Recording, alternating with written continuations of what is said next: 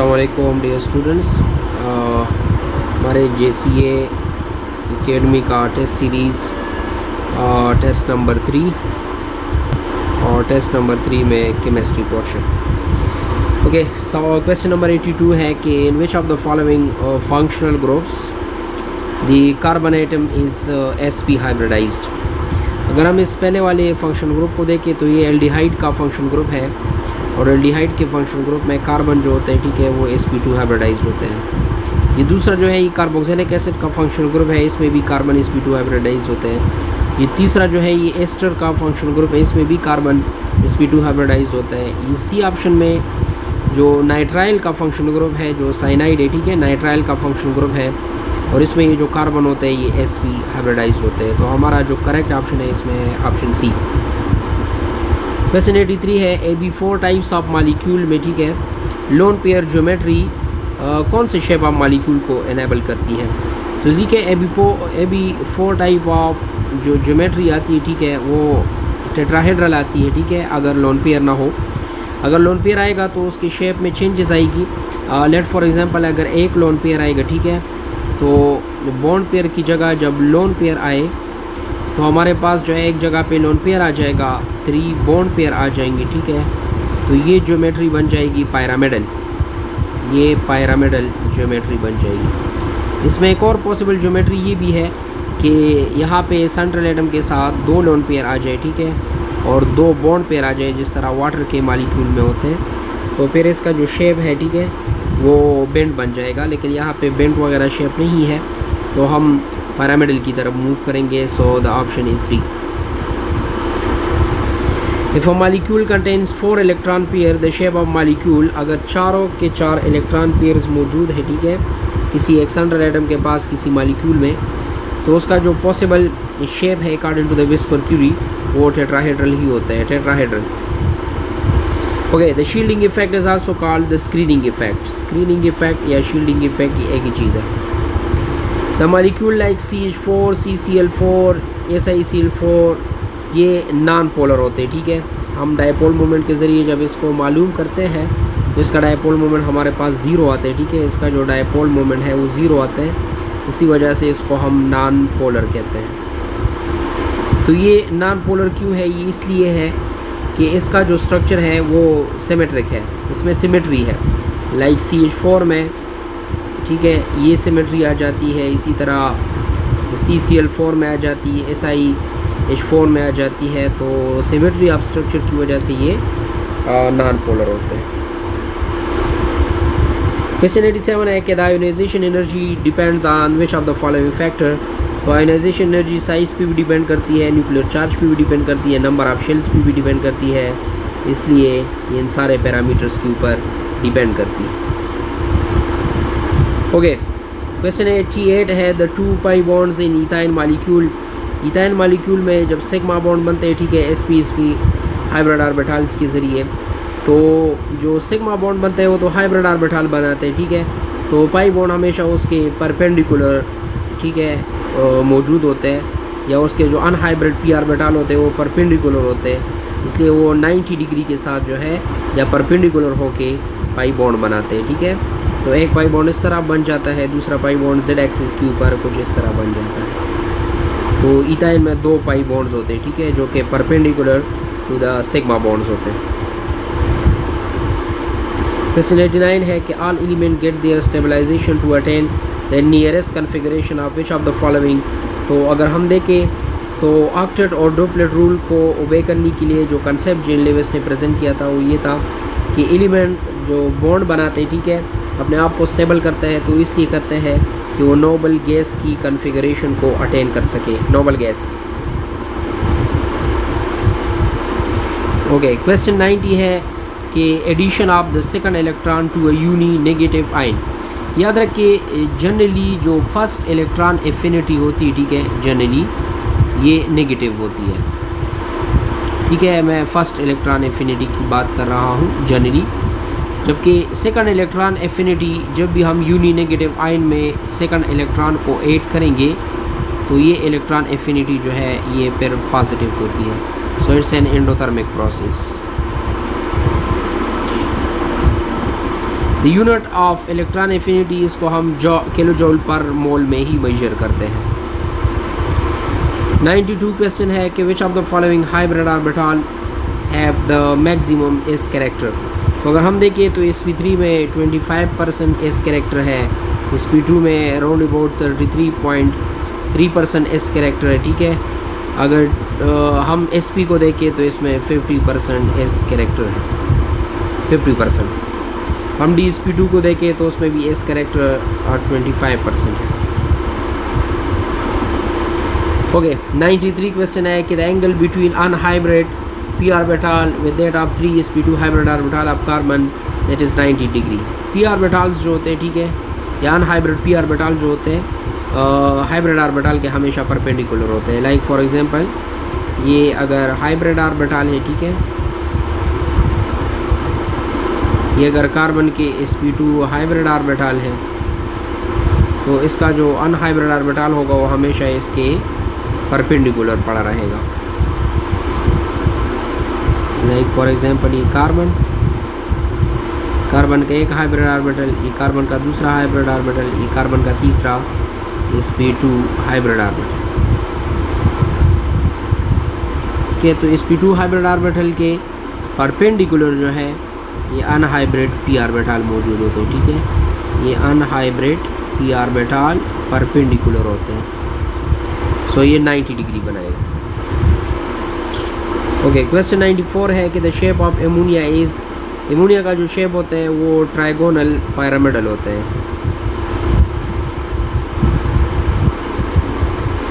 Question 95 है कि identify the compound given below which has bonds form by the overlapping of sp and p orbital. हमने एक ऐसा central atom ढूंढना है जिसमें सेंट्रल एटम की हाइब्रिडाइजेशन sp हो, तो ये बेरिलियम क्लोराइड के लिए सही है। वाटर में ऑक्सीजन की हाइब्रिडाइजेशन sp3 होती है, इसके लिए भी ये एप्लीकेबल नहीं है। नाइट्रोजन की भी हाइब्रिडाइजेशन sp3 होती है, बोरान की हाइब्रिडाइजेशन sp2 होती है, जबकि बेरिलियम की हाइब्रिडाइजेशन sp होती है। That's Y beryllium chloride is the correct option. Question 96 है कि molecule having zero dipole moment among the following. Zero dipole moment के लिए आसान हिंट्स ये है कि जो होमोडाइटामिक मॉलिक्यूल होते हैं, ठीक है, उसका डायपोल मोमेंट जो है वो ज़ीरो होते हैं, ठीक है, होमोडाइटामिक मॉलिक्यूल्स। दूसरे नंबर पे ऐसी लीनियर मॉलिक्यूल जिसमें साइड एटम सेम होते हैं, ठीक है, linear molecule with same side atoms, तो ऐसे मॉलिक्यूल जो है इसका डायपोल मोमेंट ज़ीरो होता है। फिर इसके अलावा ट्राइगोनल प्लेनर मॉलिक्यूल जिसमें साइड एटम सेम है, ठीक है, साइड एटम सेम। और इसके अलावा नंबर 4 पे टेट्राहेड्रल मॉलिक्यूल जिसमें अगेन साइड एटम्स सेम हो। तो इस तरह के मॉलिक्यूल्स का जो डायपोल मोमेंट होते हैं वो ज़ीरो होते हैं, ये ज़ीरो होते हैं, ज़ीरो नॉन पोलर होंगे ये सारे। तो हम ऑप्शन देखते हैं, ये एमोनिया पिरामिडल होते हैं, pH3 पिरामिडल होते हैं, SnCl2 बेंड होते हैं, तो CCl4 टेट्राहेड्रल जिसमें साइड एटम सेम है। लाइक अगर हम CCl4 को देखें, all the side atom same, तो इसका वेक्टर एक दूसरे को कैंसिल कर लेते हैं, इसलिए इसका डायपोल मोमेंट हमारे पास ज़ीरो आता है। Question 97, species with the dipole moment equal to zero, so all of these, इन सब का डायपोल मोमेंट, ये टेट्राहेड्रल है, ये ट्राइगोनल प्लेनर है, 1,4-डाइब्रोमोबेंजीन में ये 1,4-डाइब्रोमीन, दो ब्रोमीन एक दूसरे के अपोजिट डायरेक्शन में है, एक दूसरे के बिल्कुल अपोजिट है। एक ब्रोमीन यहाँ पे है, दो ग्रुप आइडेंटिकल है, वो एक दूसरे की इफेक्ट को कैंसिल कर लेते हैं, इसलिए इसका भी dipole moment zero. Okay, according to the VSEPR theory which of the following molecule the electron pair geometry is pyramidal, so electron pair geometry pyramidal ये एमोनिया के लिए होती है। Question 99, the rate law equation for reaction given below, ये हमको given है जिसमें iron chloride के थ्रू ये फर्स्ट ऑर्डर है, पोटाशियम आयोडाइड के थ्रू रिएक्शन सेकंड ऑर्डर है, ठीक है। तो ये ऑर्डर ऑफ रिएक्शन क्या है रेट लॉ के मुताबिक, तो एज अ होल ये थर्ड ऑर्डर रिएक्शन। ओके, यहाँ पे एक रिएक्शन गिवन है जिसमें कार्बन डाइऑक्साइड वाटर के साथ रिएक्ट करके मीथेन और ऑक्सीजन बना रहे हैं, ठीक है। So providing heat to the following reaction cause it shift to the right, कि वो राइट साइड पे मूव कर रहा है, ठीक है। So the reaction can therefore be describe, इस रिएक्शन को हम कौन सा रिएक्शन कह सकते हैं, इसको हम हीट दे रहे हैं, ठीक है। इसी वजह से ये रिएक्शन एंडोथर्मिक कंसिडर्ड होता है, endothermic. With increasing 10% rise in temperature the rate of reaction almost double, the increase is due to, increase इसलिए होते हैं कि बहुत ज़्यादा मालिक्यूल्स जो है वो इफेक्टिव कोलिजन शो कर देते हैं, बहुत ज़्यादा मालिक्यूल्स जो है रिएक्शन में इन्वॉल्व हो जाते हैं, इसी वजह से ये रेट जो है वो ऑलमोस्ट डबल हो जाते हैं। Constant according to the Arrhenius equation और टेम्परेचर जो होते हैं ये दोनों एक दूसरे के डायरेक्टली प्रोपोर्शन होते हैं।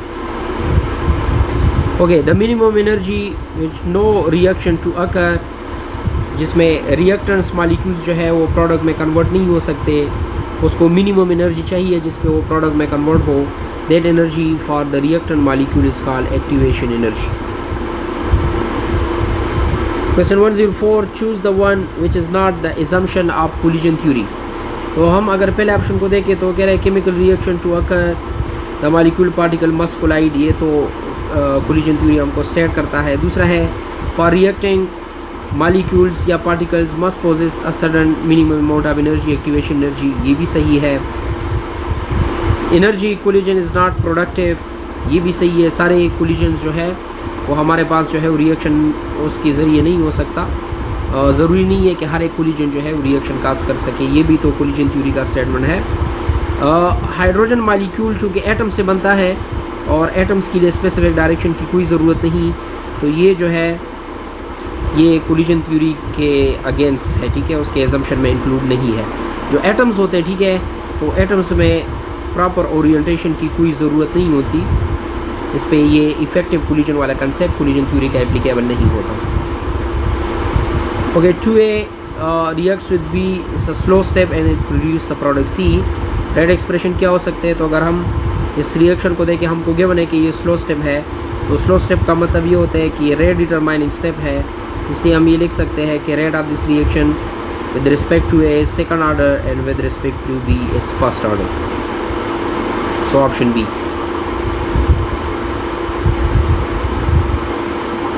ओके, क्वेश्चन 106 की तरफ मूव करते हैं। The addition of a catalyst to a chemical reaction change, क्या चेंज कर सकते हैं, वो एक्टिवेशन एनर्जी को चेंज कर सकता है।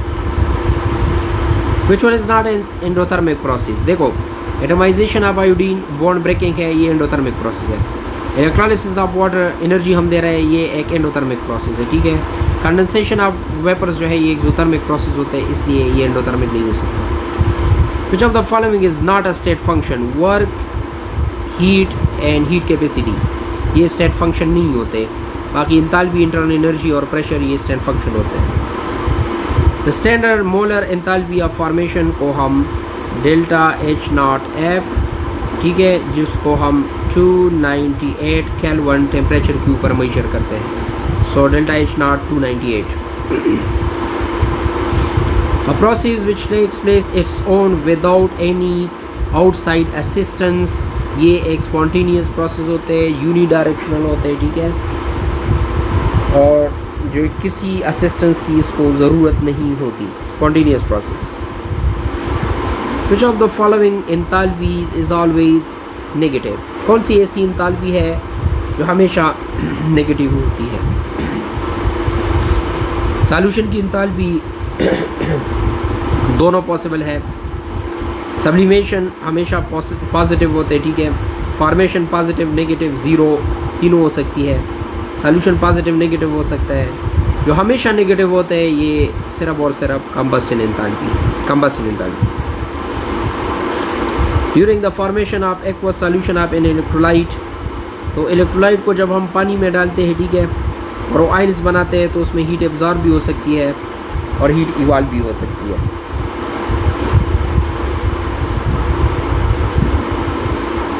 Question 113, enthalpy of element at 1 atmospheric pressure and 298, ये तो standard enthalpy of formation of elements की बात हो रही है, जो कि हम ज़ीरो लेते हैं इसको।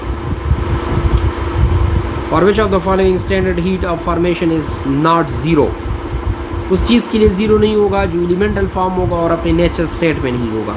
क्लोरीन अपने नेचुरल स्टेट में है ज़ीरो, सोडियम अपने नेचुरल स्टेट में ज़ीरो, मरकरी अपने नेचुरल स्टेट में ज़ीरो, लेकिन ब्रोमीन अपने नेचुरल स्टेट में नहीं है, वो गैस है, इसलिए इसकी standard enthalpy of formation zero नहीं आई।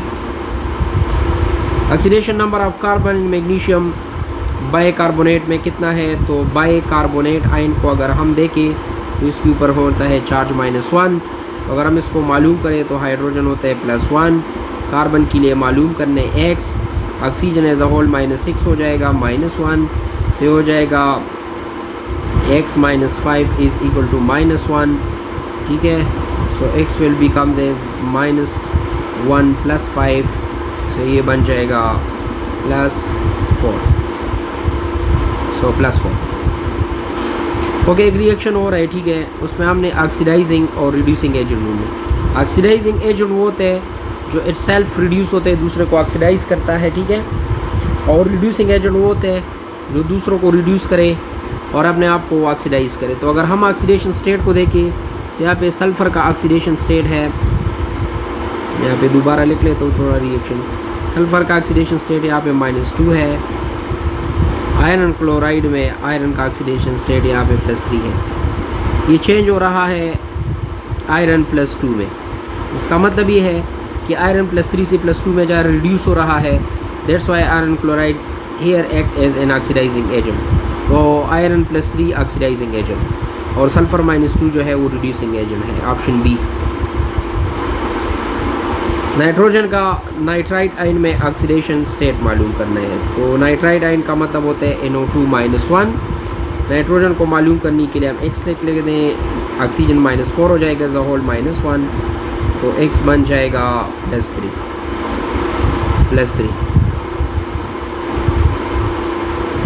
The compound of manganese with zero reducing power.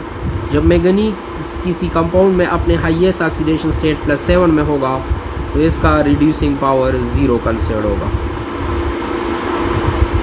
Because ये फर्दर इलेक्ट्रॉन तो लॉस नहीं कर सकता, ठीक है, ताकि अपने आप को ऑक्सीडाइज करे। अब ये सिर्फ ऑक्सीडाइजिंग एजेंट के तौर पे काम करेगा, तो ये KMnO फॉर्म में होता है, जिसमें मैंगनीज का ऑक्सीडेशन स्टेट +7 है, ये बाकी ऑप्शन में +7 नहीं है। Question 119, the aqueous solution of which of the following electrolyte will conduct the electric current to the large extent. देखिए, ये जो कंडक्टिविटी होती है, ठीक है, ये डायरेक्टली प्रोपोर्शन होती है नंबर ऑफ आयंस की through number of ions and mobility of ions. तो वो इलेक्ट्रोलाइट जो पानी में सबसे ज़्यादा आयंस बनाएगा, ठीक है, वो सबसे ज़्यादा इलेक्ट्रोलाइट कंसिडर होगा और सबसे ज़्यादा ग्रेटर कंडक्टिविटी वो शो करेगा, वही इलेक्ट्रोलाइट। तो अगर हम देखें इसमें जो स्ट्रॉन्ग इलेक्ट्रोलाइट है वो अमोनियम क्लोराइड है, ये बाकी तो बहुत कम डिज़ोल्व होते हैं पानी में, इसी वजह से जो है वो कम कंडक्टर होंगे और अमोनियम क्लोराइड का सॉल्यूशन जो होगा वो हाईली कंडक्टर होगा। Okay, in transition state the reactants are highly unstable. For exothermic reversible reaction the activation energy of forward direction depends on. तो ये सिर्फ नेचर ऑफ रिएक्टेंट के ऊपर डिपेंड करती है। एक्सोथर्मिक रिएक्शन में ये नेचर ऑफ रिएक्टेंट के ऊपर डिपेंडेंट होती है। Okay, 122 reaction. अच्छा, अगर ये क्वेश्चन 121 की तरफ आप देखें और किसी स्टूडेंट को कन्फ्यूजन टेम्परेचर का हो, ठीक है, तो याद रखिए कि टेम्परेचर एक्टिवेशन एनर्जी को किसी सूरत इफेक्ट नहीं कर सकता, ठीक है। Temperature not effect activation energy, that's why nature of reactant. Question 122, a reaction is first order with respect to A and second order with respect to B, so as a whole ये third order होगा and this that expression is the most suitable one, ये correct होगा option D. 123, which is not used to calculate the latest energy of crystalline solid। हम born Haber cycle use करते हैं। Born Haber cycle जो है ये हिस्ला की application, इसलिए हिस्ला भी हम लिख सकते हैं, इसको हम एंथैल्पी चेंज भी कहते हैं। हैबर्स प्रोसेस नहीं हो सकता बिकॉज हैबर्स प्रोसेस जो है वो एमोनिया के सिंथेसिस के लिए प्रोसेस है, ठीक है, न कि वो लेटेस्ट एनर्जी को फाइंड करने के लिए हम यूज़ करें। हमारे पास इंटरनल एनर्जी चेंज क्योंकि तब बराबर होते हैं जब चेंज इन वॉल्यूम ज़ीरो हो, change in volume is zero. 125 which of the following process is most like to be responsible for the evolution of heat, यानी ऐसा प्रोसेस जो कि एक्सोथर्मिक होता है, इसमें हीट रिलीज़ होते हैं। अगर हम डिसोसिएशन को देखें, एंडोथर्मिक प्रोसेस है, सब्लिमेशन एंडोथर्मिक प्रोसेस है, आयोनाइजेशन एंडोथर्मिक प्रोसेस है, हाइड्रेशन प्रोसेस जिसमें हाइड्रेशन एनर्जी आती है, ठीक है, जब वाटर के पार्टिकल्स, ठीक है, किसी सॉल्यूट के आयंस को सराउंड करते हैं तो ये एक एक्सोथर्मिक प्रोसेस होता है, एनर्जी रिलीज़ होती है। The number of unpaired electron in the molecule of ammonia, ammonia में कोई भी अनपेयर्ड इलेक्ट्रॉन नहीं होता, ज़ीरो अनपेयर्ड इलेक्ट्रॉन्स।